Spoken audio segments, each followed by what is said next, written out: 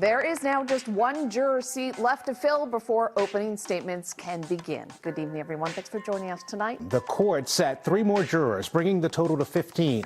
If the last panel member is seated tomorrow, it will pave the way for the trial to start next week. Okay, we did get an answer from the Supreme Court on the defense's request to delay the retrial. On Monday, Reed's team submitted a stay of the state court of proceedings. Today, the High Court announced that justices have declined to take up that request. So what that means, full steam ahead once we have a jury. However, the U.S. Supreme Court still has to decide whether it will take up Reed's appeal on double jeopardy grounds. Reed is trying to get 2 of her 3 charges dismissed, including murder. A SCOTUS conference is set for April 25th. 15, how does that feel? Feels good. It feels good. It's almost the exact same pace as last year. I feel good about all of them. I feel some I didn't, and they're not our jurors. All right, counsel wanted to see me? I did, Your Honor. Judge, as I indicated in an email that I sent to your clerk last night and copied to Commonwealth. I have not seen the email. Okay, well, I'll explain what was in it. Essentially, I was alerting the court that I would like to be heard prior to the start of testimony today. Because since Katie McLaughlin testified on Thursday and Friday, we received a deluge of photographs that put her with Caitlin Albert on many different occasions after they graduated high school. We received information from their high school yearbook that they were more than just acquaintances in high school. They were teammates on the track team. And even after I sent that email with the photographs that I attached to it, late last night we received another photo where Katie McLaughlin and Caitlin Albert are standing next to each other in a photo at a baby shower in June of 2021, about 8 months before John O'Keefe's death. It's very clear to us that Katie McLaughlin perjured herself, and I wanted to discuss the issue of the admissibility of not only the photographs that we're now providing that we just received over the weekend, but I also want to resurrect the admissibility of H, I, J, and K for identification. And I think a discussion of this, Your Honor, needs to start with what court orders are currently in place.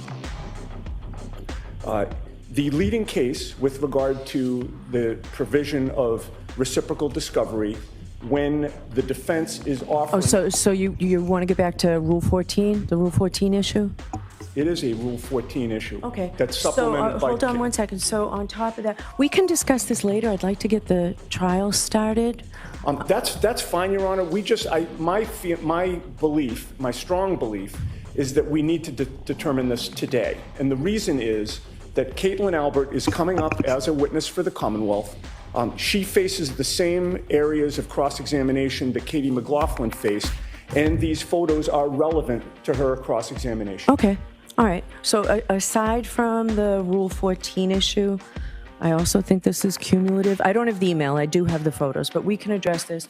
When do you expect the Albert? I'm sorry. What's her name? Caitlin Albert. Caitlin Albert. I'd say midweek, probably. It depends on how far we get today. So we'll address this either today or tomorrow. Thank you.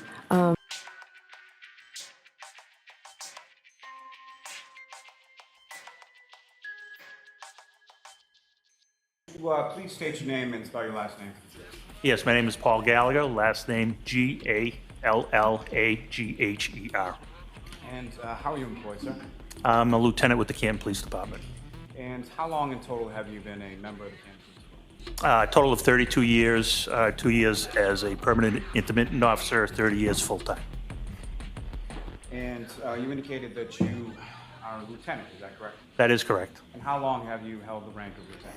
I was promoted to lieutenant August 1st of 2021. What did you do with Canton Police prior to becoming lieutenant? I was the detective sergeant from 2018 until I was promoted in 2021. And what is it, just starting with that, what is it that a detective sergeant does? So when a patrolman takes an initial report, anything that needs follow-up, the detective sergeant makes sure It's assigned to a detective, usually the next detective working, and make sure that all the steps are taken to manage the cases, bring it to fruition, if possible. And what is it, sort of, what are your general duties and responsibilities as a lieutenant with Ken? Currently, I am in charge of internal affairs, background checks, patrol, and I oversee detectives. You say currently, what was it prior? I was promoted in 2021. At that time, Lieutenant Gallagher was the lieutenant in charge of detectives. We have since had a change of police, and our assignments have changed. Now, were you working with Canton Police on the morning of January 29th, 2022? I was. And at some point, did you receive a phone call? I did. And about what time was that, and who called? That was shortly after 6 a.m. It was Sergeant Sean Good. And he's a member of your department as well? He is. He's the 12 to 8 supervisor, which our shifts actually run 11:45 p.m. to 7:45 a.m., but we call it the 12 to 8 shift. And what, if anything, was indicated to you in this call from Sergeant Good? Sergeant Good told me he was responding to a scene where a party was found unconscious, possibly not breathing in the snow.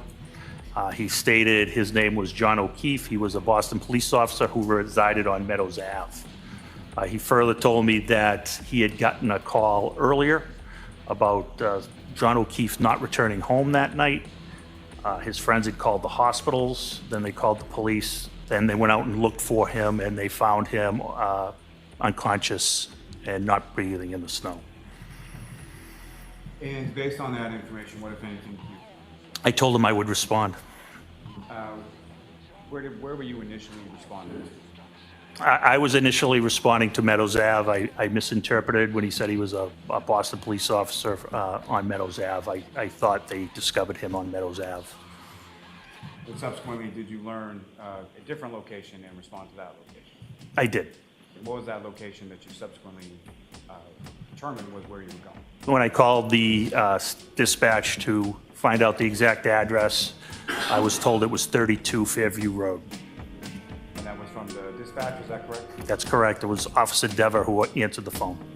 That would be Officer Kelly Dever, is that correct? That's correct. About what time was it that you arrived on Fairview Road that morning? I arrived shortly after 7 a.m. And when you arrived, what, if anything, was it that you observed upon your arrival? There were some vehicles pulling away, but parked by where the scene was were 3 Canton police vehicles and 1 black Toyota pickup truck that is assigned to our detectives. And who, if anyone else, from your department was there at that time? When I arrived, the 3 marked units were occupied by Officer Mullaney, Officer Saraf, Sergeant Good, and the Toyota pickup was driven there by Detective Sergeant Lank. Lieutenant, during the time that you were on scene, with reference to the neighborhood in general, how many people did you observe sort of come out of their house at any point in time that you were there? I didn't observe anybody ever come out of their house. And that includes the residents that you were in front of, as well as any other residences along that street, is that correct? That is correct. Good morning, Lieutenant. Good morning. When was the first time you were ever interviewed about your conduct on this case, your involvement in this case? I don't recall. It was about a month ago, wasn't it? April 3rd, 2024? When I was interviewed by, I don't know who you're referring to. A formal interview by any law enforcement agency. Oh, I was never, until about a month ago, trial prep, I was not interviewed, correct. And that interview was conducted by whom? I met at the DA's office with the prosecutor, Adam Lally. And there was also a state trooper there? There was. Lieutenant Tully? Correct. Okay.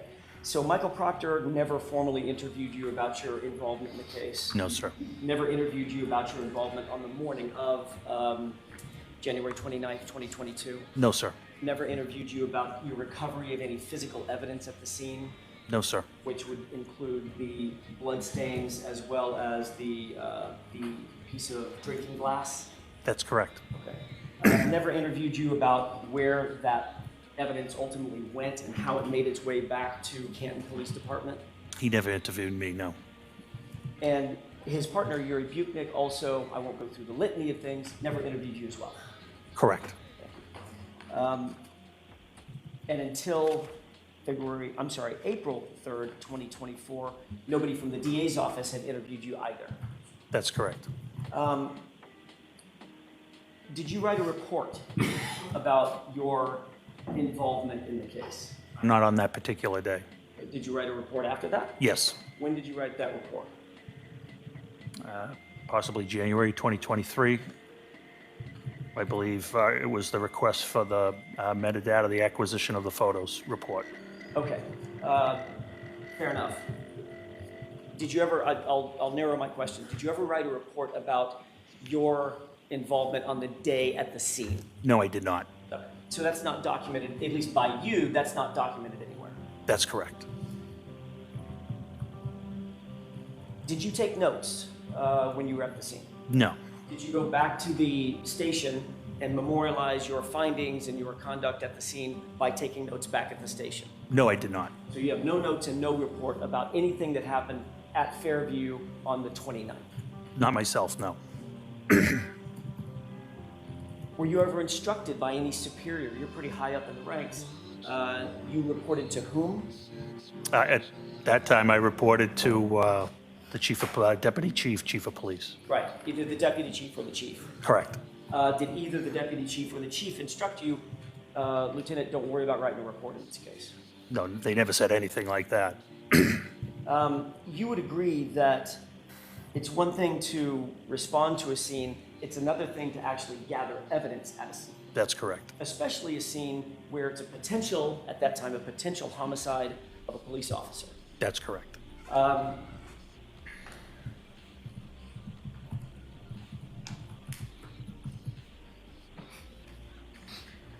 Part of the reason for annotating, memorializing exactly what evidence is recovered is so you can relay that to other officers, correct? Correct. So for instance, in your direct examination just a few minutes ago, you said that you went back to the scene at one point. What was the date where the drone was considered? February 1st. You go back to the scene on February 1st. That's 3 full days after the event, correct? That is correct. After the incident.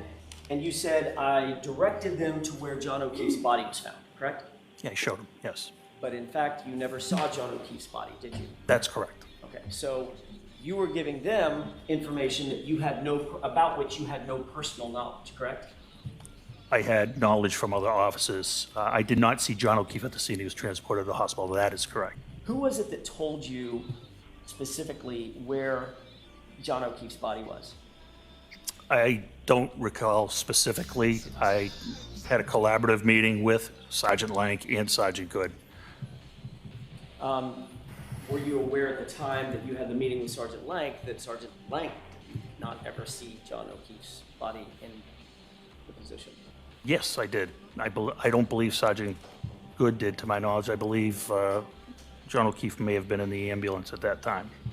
John O'Keefe, I'm sorry, I got a little confused. John O'Keefe may have been in the ambulance at which time? When some of the officers arrived. Okay, so if that were the case, then they wouldn't have any personal knowledge of where John O'Keefe's body was either. Not to your precise locations, yes. So you couldn't determine exactly how he was positioned, right? Not precisely. From head to toe, right? Not precisely. Where his arms or his hands were? That is correct, yes. He's a 6'2" man, correct? I don't know. You don't even know that? I don't know his size, no. If I told you that he's over 6 feet tall, would you have any quarrel with that?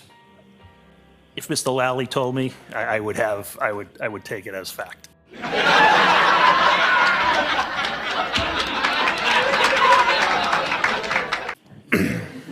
Fair enough. For purposes of my question, you don't want to take my word for it, but for purposes of this question, assuming that he's over 6 feet tall, there's a better than 6 foot margin for where he would be situated in the snow, correct? From toe to head. Correct. And the details matter in a case like this. Any investigation, the details matter. Sure they do. Accuracy is vital in a homicide investigation, correct? Correct. You did find some blood droplets We saw it on the screen, correct? Correct. You also found part of a drinking glass, correct? That is correct. Did you did you endeavor to make a diagram of exactly where those items were found? No. Before responding to 34 Fairview, and you indicated that you were told to respond to 32 Fairview, right? That is correct. That was a mistake on either dispatch's part or something. Correct. You figured out where to go once you got there. You can tell by the emergency lights. It was Sergeant Good who contacted you, correct? That is correct. And you were at home at the time, That is correct. which is why you needed to respond to Canton PD to get some foul weather here, correct? Correct. You also contacted Brian Albert's neighbor, a gentleman by the name of Tom Gallagher, correct? That is correct. And you wanted to let him know that you were responding over to the scene. Yes, he was the lieutenant in charge of detectives at the time. Lieutenant in charge of detectives and also the man who lived directly across the street from Brian Albert, correct? I would say there's two property lines he's directly across from, 32 and 34. Okay. But yes, that vicinity. Okay.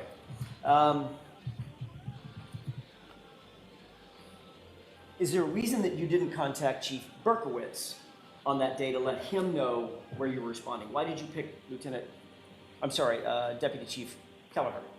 Because that would be my next call. Like I said, he is the lieutenant in charge of detectives at the time. We were responding to a possible crime scene, a possible unattended death. He would be my call. The normal chain of command? Correct. Okay. But you knew at the time that Chief Berkowitz was actually out on leave, having been injured on duty in some way? I don't recall that. Chief Berkowitz is always present. Not only did you respond to the scene, but either you were tasked by one of your superiors, or you, as the ranking officer on the. I guess I should ask this first. Forgive me.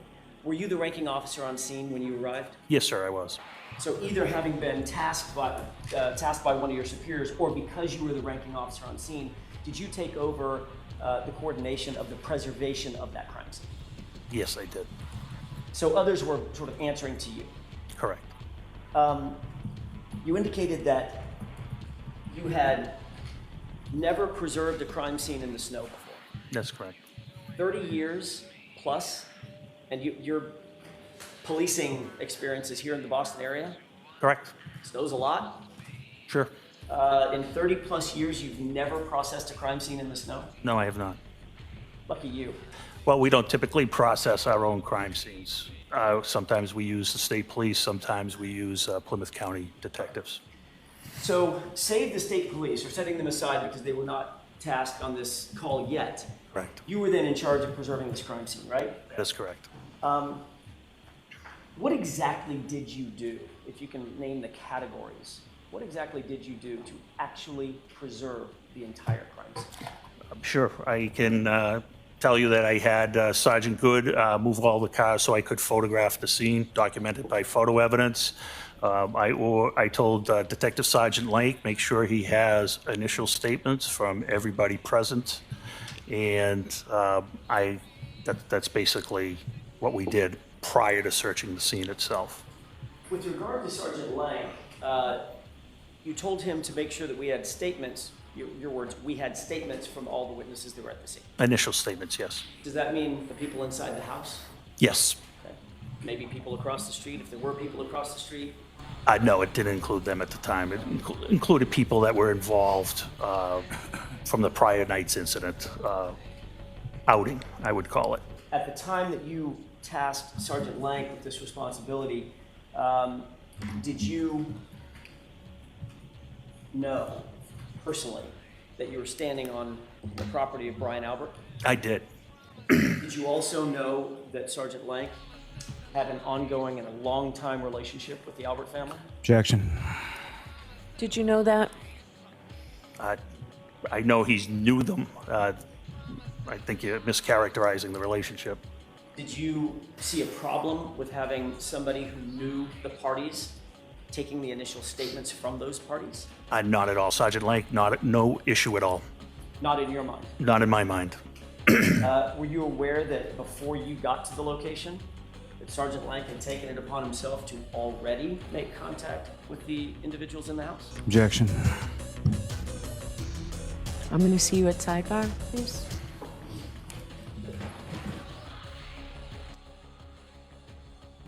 Lieutenant, just before we went to sidebar, I'd asked a quick question. Were you aware at the time that you tasked Sergeant Lank to go talk to the folks inside the house that he had already gone into the house to talk to them? Yes, I did. Wouldn't you want to make sure that anybody from the civilian side and or officers don't just start traipsing through the middle of the crime scene? That was all done. The EMTs had already done what they needed to do in the scene, and Mr. O'Keefe had been transported to the hospital, correct? That is correct. So that was not a concern. No, So nobody needed to be inside that scene that wasn't authorized to be there, that's correct. civilian or officers. That's correct.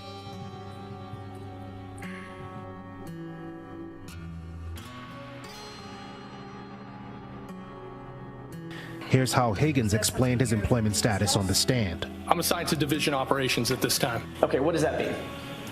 That's, You're taken out of the field? was I taken out of the field? Yes.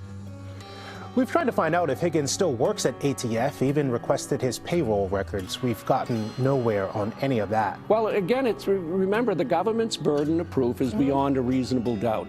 Everyone who's looked at this case knows that there are holes, big holes in this case. We're also looking into another man Reed's defense team believes could be culpable in John O'Keefe's death, retired Boston police detective Brian Albert. O'Keefe was found dead outside Albert's former Canton home.